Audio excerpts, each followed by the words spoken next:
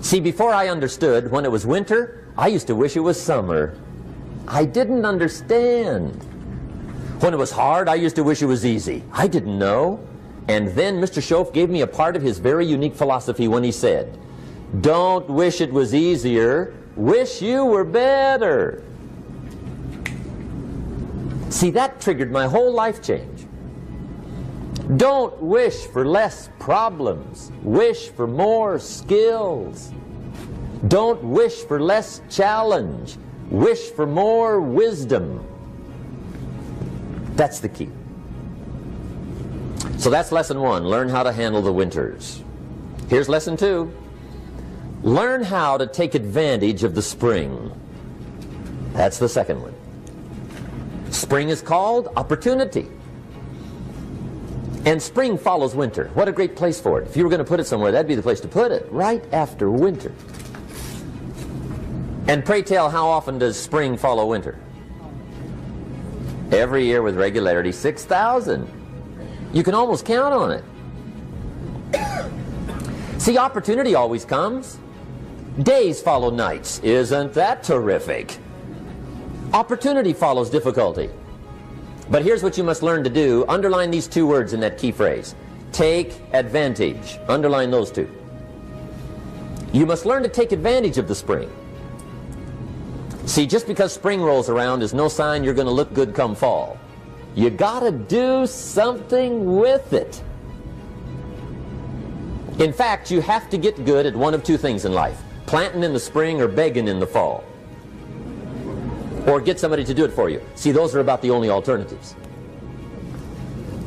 Now here's what else you must do. Take advantage of the springs quickly, because there's only a few. Just a handful of springs have been handed to each of us. They don't come forever. Life is fairly brief. So you got to read every book you can get your hands on what to do with your springs while they're here. And take advantage, they soon run out. The Beatles wrote, "Life is so short." And for John Lennon, it was extra short. But life is brief. Elton John sings, "She lived her life like a candle in the wind." It's brief. So whatever you're going to do with your life, you got to get at it. Don't just let the springs pass. Here's the 3rd major lesson in life to learn. Learn how to protect your crops all summer. You got to take care of what you start. Sure enough, as soon as you've planted your garden in the spring, the busy bugs and the noxious weeds are out to take it. And here's the next bit of truth. They will take it unless you prevent it. And that's the 3rd major skill to learn. You've got to learn to prevent the intruder from taking all the good you start. It's one of the challenges. Here's 2 key phrases under number 3. First one, all good will be attacked. On this planet. Maybe not the next one we get to, but on this one, all good will be attacked. Every garden will be invaded. Not to think so is naive. And here's the second phrase. All values must be defended. Political values, social values, community values, family values, marriage values, friendship values, business values. Every garden must be tended all summer. 3rd major lesson. Now here's number 4. 4th major lesson in life to learn. Learn how to reap in the fall without complaint. Learn to reap come harvest time without complaint. Take full responsibility for what happens to you. It's one of the highest forms of human maturity, accepting full responsibility. It's the day you know you've passed from childhood to adulthood, the day you accept full responsibility. And another note, learn to reap in the fall without apology. Without apology if you do well, and without complaint if you don't. That's maturity. I used to have that long list of reasons why I wasn't doing well. To explain. You got to explain, right? Otherwise you're going to look bad. I used to have this funny list called Reasons for Not Looking Good.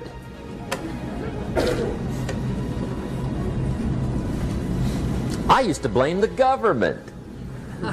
I mean, you can believe that or not. It was at the top of my list. I had a lecture second to none. The government. That was on my list. I used to blame taxes. Look what you got left after they take everything. And they expect you to do well. That was on my list there. Prices, that one's easy, right? You walk into the supermarket with $20, come out with a little half bag. So I had that on my list. I used to blame the weather. I blamed the traffic. I used to blame my car. I blamed the manufacturers. I used to blame the company. I blamed company policy. I used to blame the training program. I blame my negative relatives. They were always putting me down. I blame my cynical neighbors. They're just selfish, looking out for themselves. Won't loan you money? They were on my list.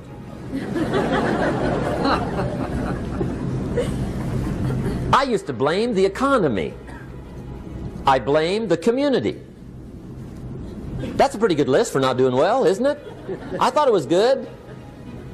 I'll never forget one day, Mr. Schoaf was very kind, but he was also very blunt. And this was no exception. And I'm glad he was blunt. There's a lot of things I'd have missed if he hadn't have been blunt. One day, with sort of a curious look on his face, he said, "Jim, just out of curiosity, tell me, how come you haven't done well up until now?" Excellent question. I thought, well, so I won't look too bad, I'll go through my list. And this list I just gave you, I put that on him. And he was very patient. He let me go through the whole thing, the government, the weather. I went through this whole thing. When I finished, he looked my list over very carefully. He said, "Mr. Rohn, big problem with your list. You ain't on it." How brilliant.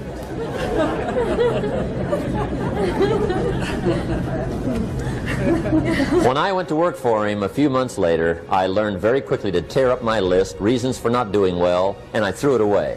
And I got me a fresh piece of paper. And I put one word on it. Me. There's a Black Heritage spiritual that says, "It's not my mother nor my father, nor my brother nor my sister, but it's me, O Lord, standing in the need of prayer." See, I used to blame everything outside. And then let me give you a little philosophy that helped turn my life around. For your notes, here it is. It's not what happens that determines the quality or the quantity of your life. It's not what happens. And the reason is because what happens to about everybody. No different. The sun went down on all of us last night. A common event, a happening. And I found out that the same things can happen to two different people. One gets rich and one stays poor. Why is that? It's because it's not what happens, but rather it's what you do that changes everything. So that's a key phrase. It's not what happens, it's what you do. What happens is about the same. You might put that in parentheses here. Same. What people do, that's what's different. Anything can happen, right? Everything can happen. I've heard all the stories. I've been one of the stories.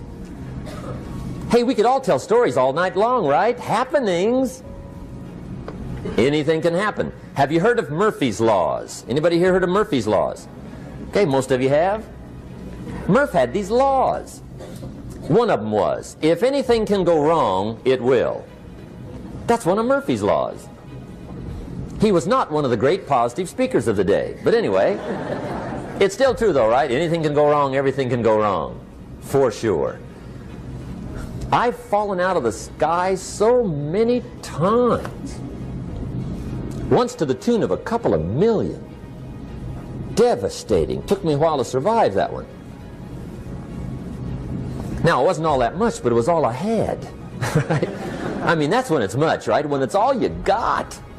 If you got 3, 2 go, you got 1 left, you ain't looking that bad. But when it all goes, has anybody been there when it all went?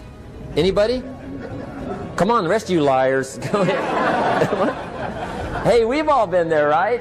When it all went. Of course, it used to be a long time ago, right? When you ran out of money, got to 0, you were all through. Heck, now you can whistle right on by 0, right? I mean, they will bury you. That's what they will do.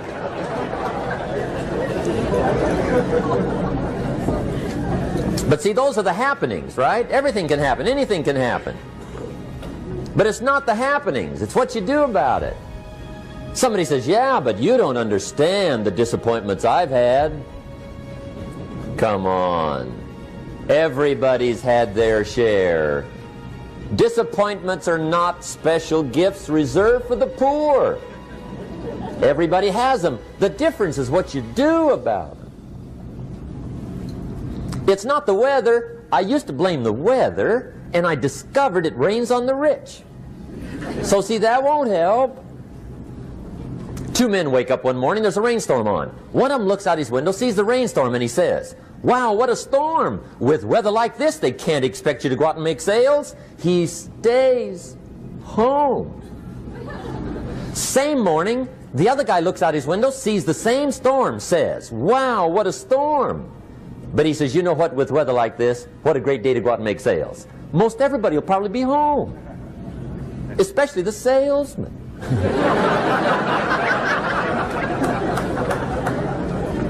See, that's the difference in how your life works out. It's not what happens, it's what you do. So here's one of the key questions of the evening. Starting tomorrow, what are you going to do that'll make a change in your life's direction? Good question.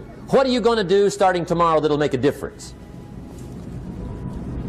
Now see, if you don't do something starting tomorrow that'll make a difference, guess what? It's gonna be the same. And see, that way you can guess what the next 5 years are going to be like. Look at the last 5. Because the next 5 are going to be like the last 5 unless you, major key, tomorrow, change it all. Or change a little, or change something, or don't change. It's choice time. You can do whatever you want. But it's nice to know any day you wish you can change your whole life. What can you do starting tomorrow that'll make a difference? Good question. What can you do with economic chaos, massive disappointment? What can you do with a broken heart? What can you do when it won't work? Good question.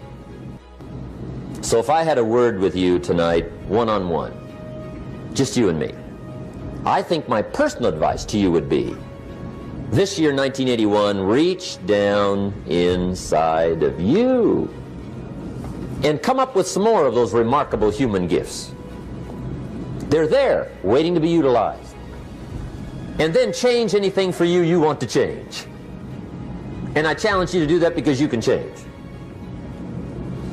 If you don't like how it is for you, change it. If it doesn't suit you, change it. If it doesn't please you, change it. If it isn't enough, change it. And I challenge you to do that because you can change. See, you don't ever have to be the same again after tonight, only by choice.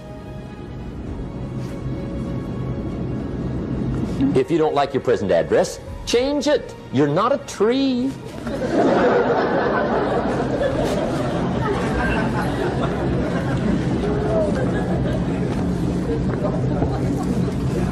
Now, let me give you 3 steps to personal development. Let's get down to the nitty-gritty. What does it take to really make the changes starting tomorrow?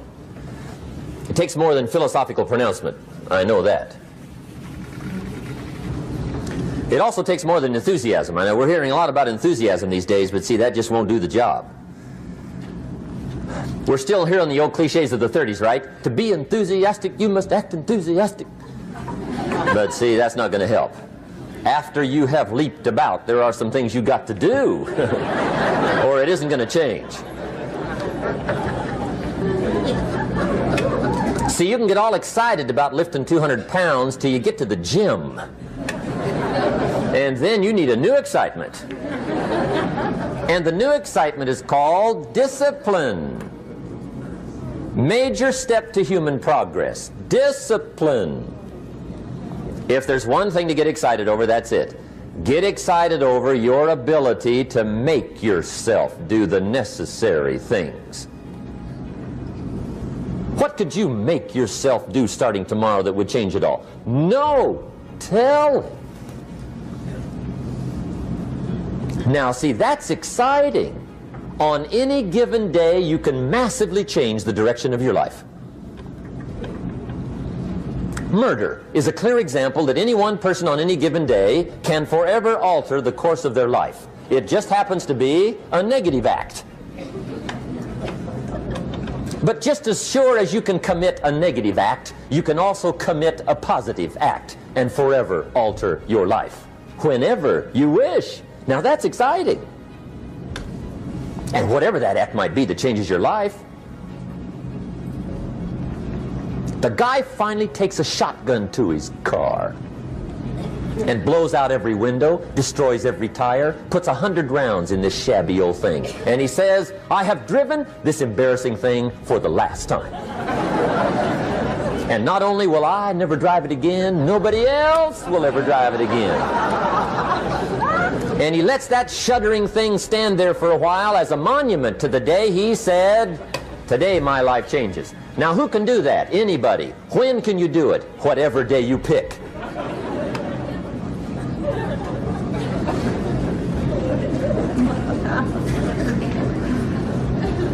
Now here's the key to discipline. Start with the little disciplines, get excited over the little disciplines, and get right on those, because those will lead to the big ones. You can't handle the big challenges in life unless you take on the little ones. Make a list of all the things you can do, get right on those, discipline yourself for those, both for the results and for the muscle and for the practice, so that when life hands you some big challenges, you'll be ready, you'll have the muscle. But see, if you don't handle the small ones, you can't take care of the big ones. Okay, here's what else it takes for life change. Self-motivation. Key phrase, self-motivation. I don't know why we call it self-motivation. It's really the only kind there is. You got to motivate yourself. Because I found out you can't change people. They can change themselves, but you can't change them. Lord knows some I've tried. But see, it won't work. People have to change themselves. I learned some of those lessons early. I built a little sales organization way back in those early days. I'm 25. And I had some nice people. I said, I'm going to make these people successful if it kills me. I almost died, right? I mean, you can't do that.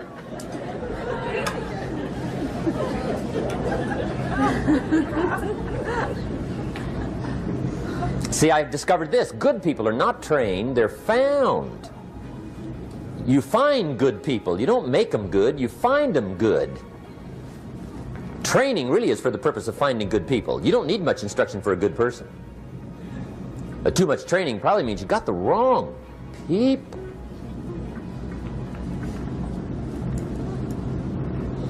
So you got to find the right people. That's the key to getting a good job done. One of the major things we learn in management, lesson 1, don't send your ducks to Eagle School.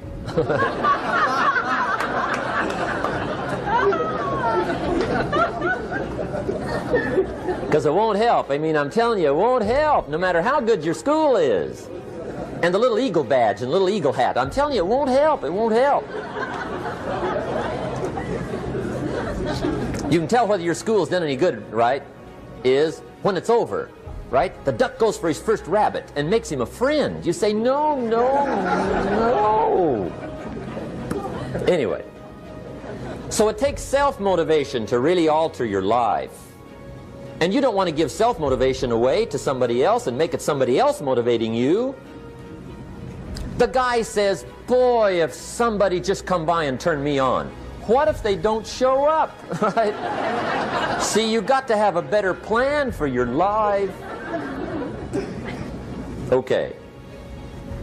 Now, if you're excited and you're ready to change, Let me give you 3 steps to start life change that can change your life, your personality, your lifestyle. Everything can change. Here's the steps. Number 1, find out how things work. The first key to doing better is find out. To change your life, really, you need ideas. There isn't anything an idea can't change. And Schoaf taught me the major problem is lack of an idea, not a problem. At first I didn't have any money. I said to Mr. Schoaf, I don't have any money. He said, that's not a problem. Now see, up until then I always thought it was. Right? I was confused. He said, no, the problem is lack of an idea on how to create money and wealth. It isn't lack of money, it's lack of ideas. So if you get the ideas, see, you can change anything. Now to get ideas, you need a constant study of finding out. Now Schoaf also said, when you find out something that works, put the information in your journal. Don't use your head for a filing cabinet. Put it in your journal so that you can do the next best thing. Repetition, repetition, repetition. Go over it. And if you repeat it, go over it, sure enough, someday, some mysterious day, the idea takes root, starts to grow, and shows up in your bank account, and your dress, and your personality, and your lifestyle. But capture the ideas in your journal. Find out how things work. Schoaf gave me this word for my life change. He said, study. Great word. If you wish to be successful, study success. If you wish to be happy, study happiness. If you wish to be wealthy, study wealth. Don't leave it to chance. Make it a study. Some people just go through the day with their fingers crossed. See, that won't do it. You've got to study the things that can change your economic, social, spiritual, personal life. Now here's a qualifying phrase. And we'll have several of these qualifying phrases throughout the seminar. Here's the first one. You may not be able to do all you find out. I understand that. You may not be able to do all you find out, but you should find out all you can do. See, you don't want to wind up at the end of your life and discover that you've lived only 1/10 of it. And the other 9/10 went down the drain. Not for lack of opportunity, for lack of information. So that's number 1, find out how things work. Now here's the best human virtue for finding out, curiosity. Make a note of that. Curiosity. Be curious. You might add a word to it that'll help. Childish curiosity.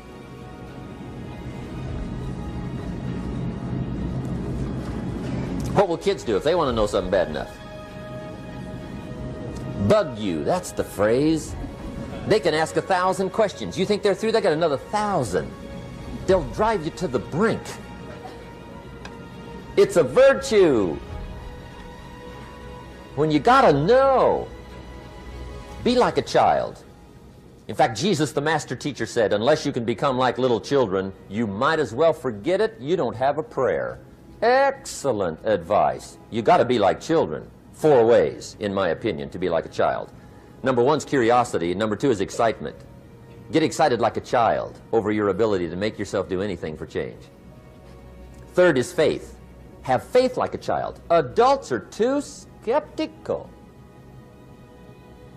And 4th is trust. Trust is a childish virtue, but the rewards are incredible. So be like a child. Now, if you're curious, let me give you 3 ways to find out how to change anything. Any life direction, any dimension. Here's 3 ways to find out how to change anything. Number 1 is to read. Become a good reader. All of the successful people I know and work with around the world, they're all good readers. Curiosity drives them to read. They got to know. They just read.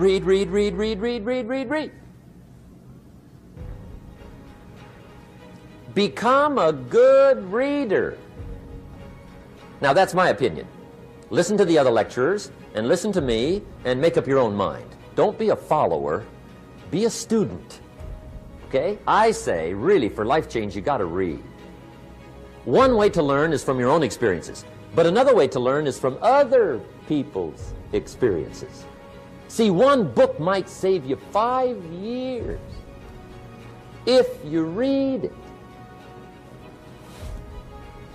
Did you know there's books on how to be stronger, more decisive, be a speaker, be a leader, have a better effect on other people, develop your personality? Did you know there's books on that?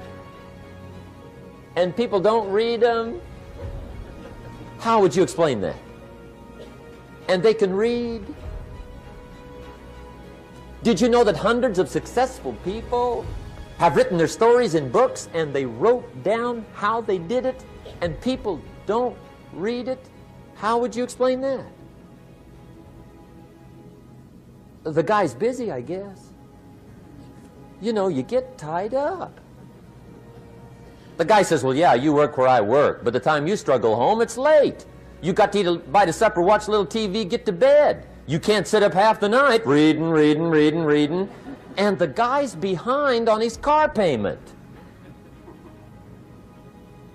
Good worker, hard worker, sincere. But you got to be better than sincere and work hard. Otherwise, at the end of your life, you'll wind up cold, stony broke. You got to be better than a good worker. You got to be a good reader. The whole world is governed by laws. The universe, in fact. Laws. We call it the law of electricity. We call it the law of gravity. There's mathematical laws. There's physical laws, speed and velocity laws, agricultural laws. There's all kinds of laws.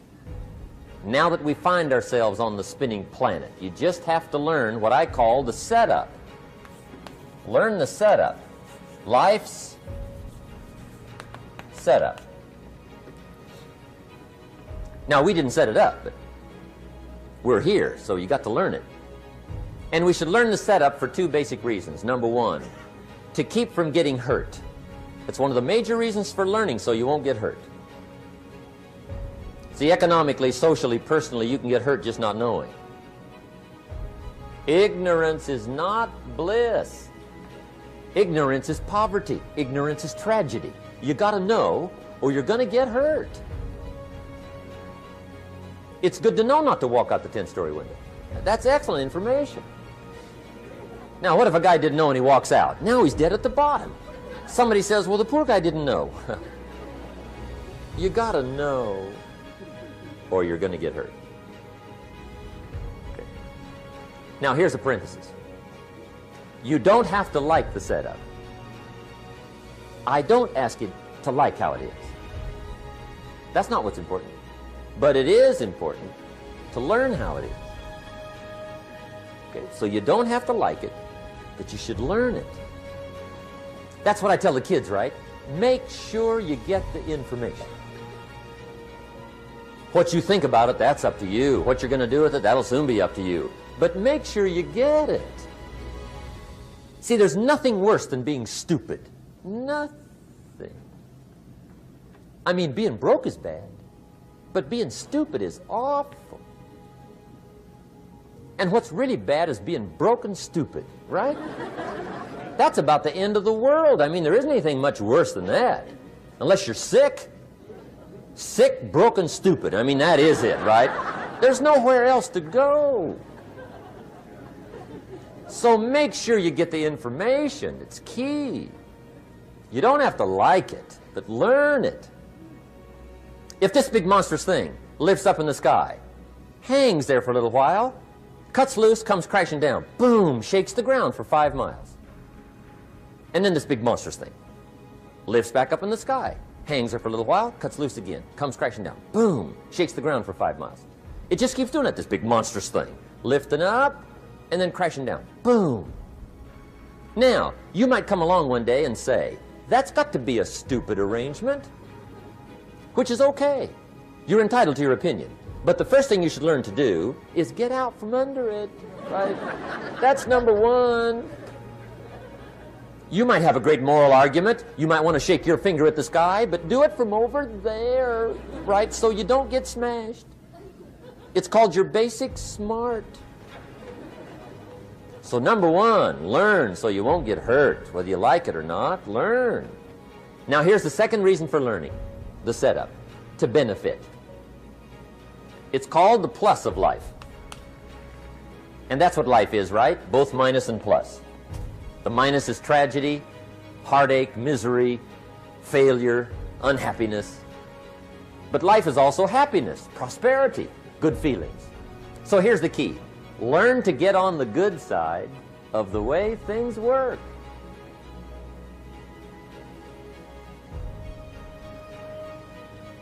Now here's two of the basic laws, and we'll take our break. Shof taught me these. They come from the Bible. Now again, I'm an amateur, okay? When it comes to the Bible, I'm not a pro. So you'll sort of have to take my way of putting it. But here they are. The first one is the law of use. The law of use. And it goes something like this. Whatever you don't use, you lose. Lack of use causes loss.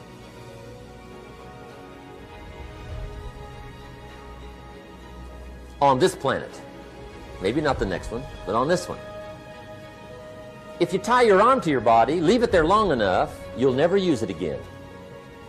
It's over for the arm. Now, it may not be over, but it's over for the arm.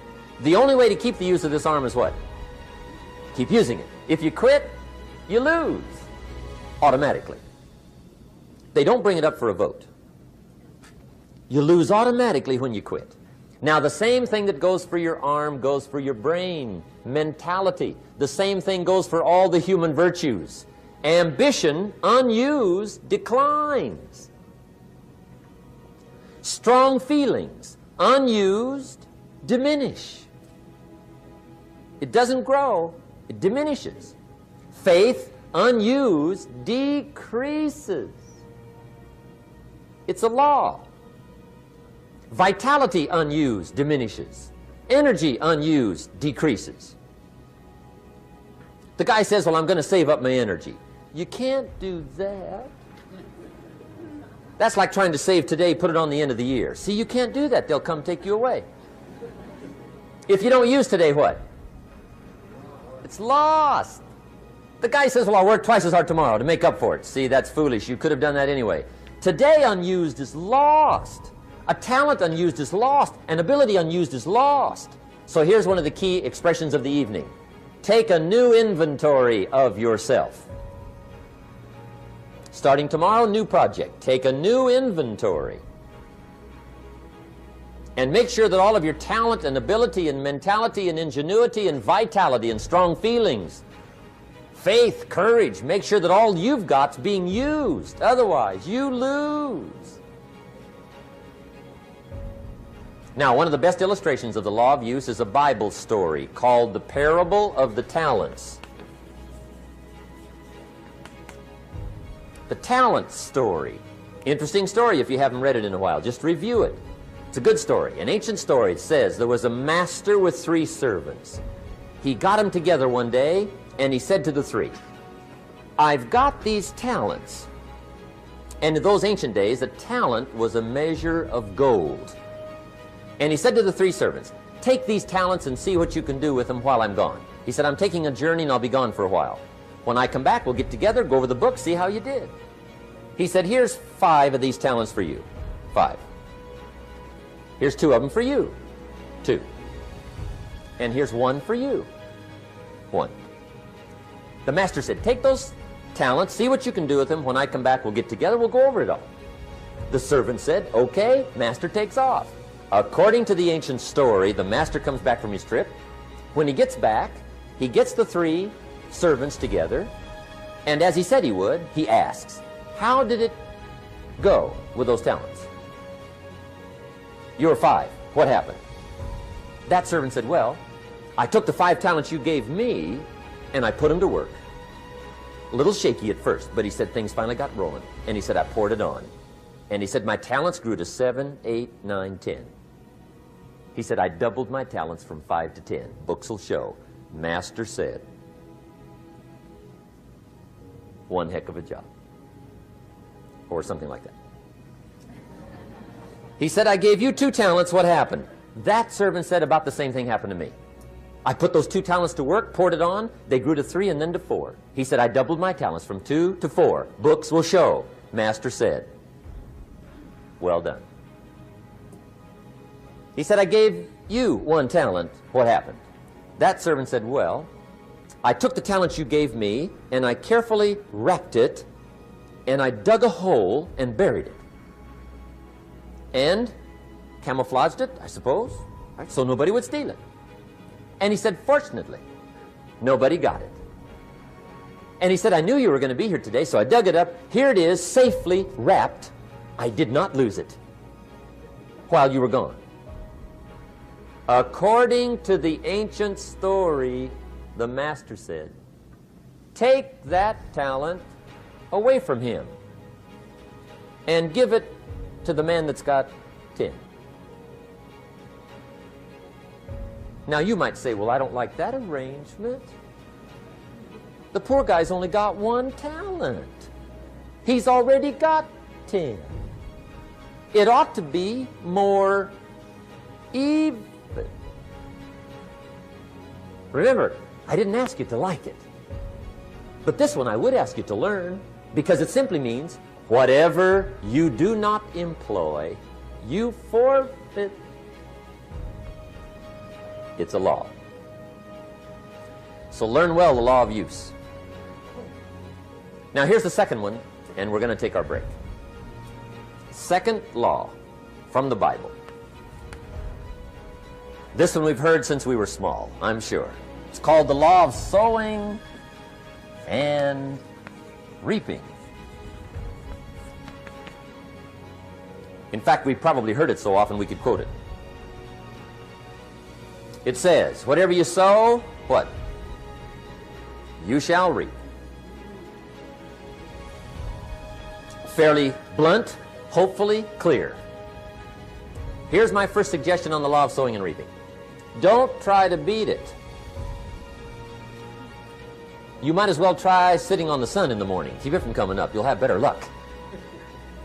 Whatever you sow, you reap. Now, for a fair share of my life, I'm a bit mixed up on how all this applies. Among a lot of things I was mixed up on. I knew I wasn't reaping too good. That I understood. My problem was I was confused about what was causing it. Remember me with the funny list? I thought those are the reasons why it isn't working out well. And then Mr. Schoaf gave me the clue that helped me figure it all out. He said, Mr. Owen, I have another answer for you. There's another way to quote this law that'll show you where the problem is so you can go to work on it right away. All you need to know is where the problem is, then you can go to work on it. So he quoted me the law another way, and I found out what my problem was. Here's the way you quote the law. Whatever you reap is what you've sown. Now I knew what my problem was. Whatever you reap is what you've sown. If you don't like the crop, who do you look up? Answer, whoever planted it. And where do you find who planted your crop? Answer, in the mirror. What I finally learned to do come fall was to go to the mirror. That's where you go. And if necessary, you say, a few skinny carrots? I got to be unimpressed. Where were you last spring? Asleep? Didn't you read the books? Did you break your hoe? Let me give you 7 key points to the law of sowing and reaping. Let's tick right down through the list of 7, and it'll be break time. 7 points to sowing and reaping. Here's part of the philosophy that really helped me to make some changes in life direction. Number 1, the law of sowing and reaping is negative. That's number 1, which simply means if you sow bad, you reap bad. Now this is kind of 3rd grade, but it doesn't hurt to go over the basics. If you plant thistle seeds, you don't get pumpkins. Honest, no use looking for pumpkins. John says, how come no pumpkins? Come on, John. The law's negative. That's how come. Now here's number 2. The law's positive. Which simply means if you sow good, you reap good. If you plant pumpkin seeds, you don't get thistles. not from pumpkin seeds. Mother Nature won't pull tricks on you over in the corner snickering, pushing new thistles and you planting pumpkin seeds. She won't do that. You will get pumpkins from pumpkin seeds, and the reason is because the law is positive. Now here's number 3. I got excited when I found out the full dimension of this. See, you do not reap what you sow, but rather you always reap much more than what you sow. So the third key word is more. You don't get back what you put out. You get back much more than what you put out. And it works both positive and negative.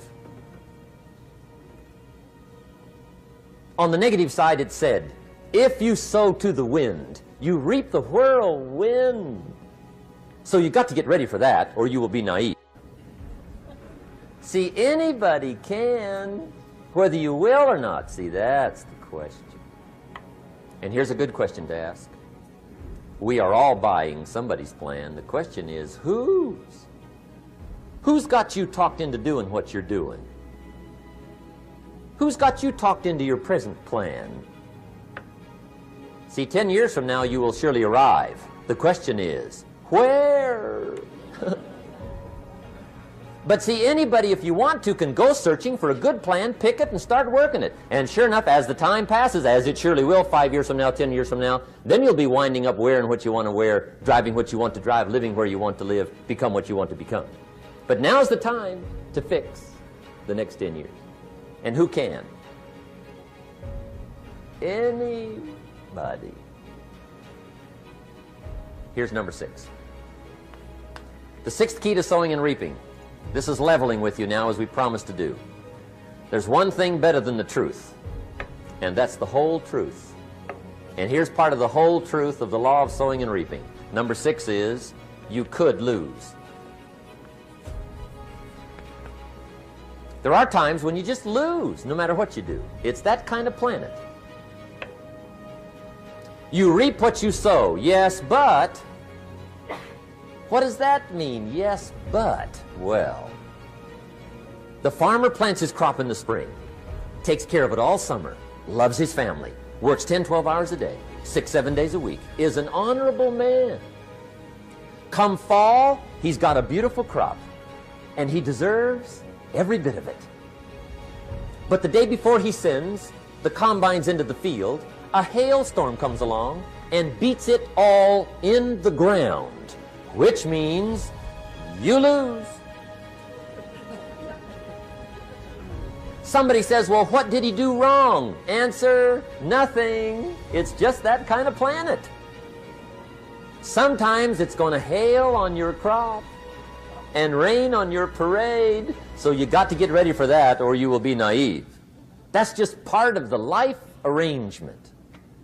And don't press me why. I was not in on some of the original decisions here, so I don't know how it got set up. But there's just times, sometimes you lose. That's part of life. But now here's number 7. The 7th key to sowing and reaping. And it goes like this. It's just another way to quote the same law. And it goes like this. If you don't sow, that's just another way to quote the law. If you don't sow, what? You don't reap. You don't even have a chance. So if you looked at your game plan tomorrow, you might come to the quick conclusion, I got to get some sowing going. How true. Get you some sowing going. And remember, you've got plenty of time. You've got all the time there is. Some people spend enough TV time to make a fortune. The latest article on television watching in this country, according to the latest article, the average television is on in this country in every household 7 hours a day, called the Big 7. I asked a guy one time what his TV cost. He said about $450. I said, you forgot to look at the price tag. He said, what do you mean? I knew he was a TV watcher. I said, that television costs you, in my opinion, at least $12,000 a year. To watch it, not to own it. Owning it's cheap. Watching it is what's expensive. And I said, hey, $12,000 a year is too much to pay to watch TV. That's too much. Pay a little, but not $12,000. And he's the guy that said, I hope pay TV never comes.